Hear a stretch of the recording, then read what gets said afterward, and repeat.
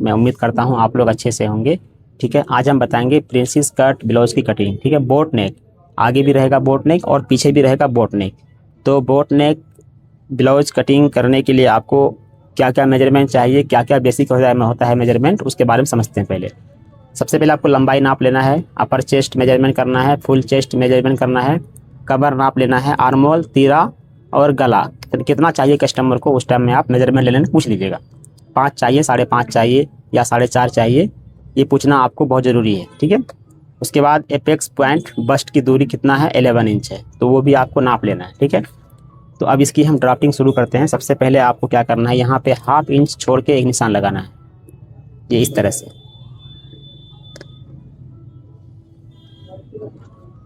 इतना करने के बाद फिर आपको लंबाई नापना है। लंबाई है ब्लाउज की 15 इंच, तो इसमें हम 1.5 इंच प्लस करेंगे। ठीक है, 1.5 इंच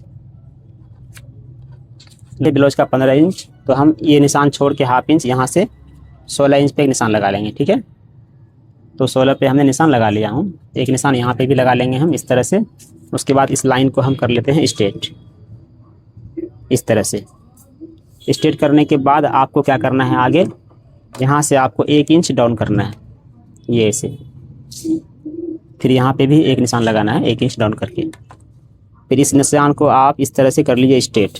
इतना होने के बाद आपको तीरा नापना है। तीरा है कितना, 15 इंच, तो 15 का हाफ कितना हो गया, 7.5 इंच। तो 7.5 इंच पे एक निशान लगा लेंगे। इसमें हम एक्स्ट्रा सिलाई मार्जिन नहीं देंगे, क्योंकि जब बोट नेक जब पहनते हैं कस्टमर तो वो 1/2 इंच ऑटोमेटिक फैल जाता है। ठीक है, और फिर यहाँ से हम एक निशान लगा लेते हैं 3 इंच पे, ये ऐसे। फिर यहाँ पे हम कर लेते हैं शोल्डर की स्लोप की मार्किंग, ये इस तरह से।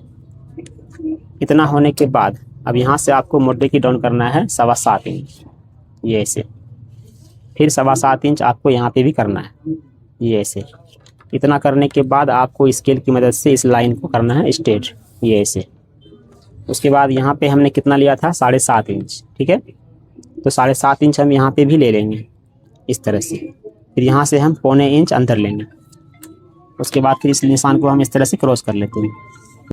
इतना करने के बाद आपको क्या करना है, अपर चेस्ट की मेजरमेंट करना है। ठीक है, अपर चेस्ट कितना है, 38 इंच, तो इसमें हम 2 इंच प्लस कर लेंगे, तो कितना हो गया 40। 40 को हम करते हैं डिवाइड 4 से, कितना हो गया 10। 2 सूत बढ़ा के रखेंगे हम, क्योंकि ये बोट नेक है। फिर यहाँ पे हम 2 इंच या 1.5 इंच रखेंगे एक्स्ट्रा सिलाई मार्जिन। ठीक है, कमर कितना है 34 यानी कि 34 इंच, उसको भी करेंगे हम डिवाइड 4 से, तो कितना हो गया 8.5 इंच।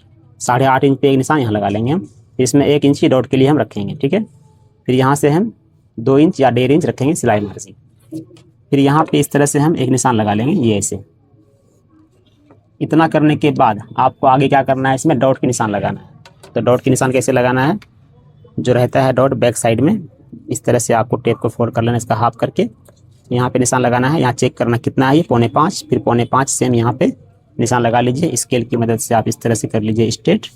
उसके बाद इसमें 1 इंच का डॉट देने वाले हैं, तो 1/2 इंच इधर, फिर 1/2 इंच इधर। इतना करने के बाद फिर यहाँ से आप इस तरह क्रॉस कर लीजिए, डॉट की शेप बना लीजिए, ये ऐसे। फिर आपको क्या करना है, शोल्डर पट्टी कितना इंच रखना है चौड़ा, अगर 2 इंच रखना है तो आपको 3 इंच पे निशान लगाना है। ठीक है, क्योंकि आप 1/2 इंच सिलाई में भी जाने वाला है। उसके बाद फिर क्या करना है, यहाँ पे आपको 1/2 इंच रखना है बैक पल्ला बड़ा, ये इस तरह से, ये ऐसे। इतना करने के बाद फिर आपको क्या करना है, आगे आर्मोल की गोलाई देना है फ्रेंच कप की मदद से, ये ऐसे। फिर उसके बाद क्या करना है, इसको चेक करना है नाप के, ये मेरा आर्मोल सही है या नहीं। तो आर्मोल है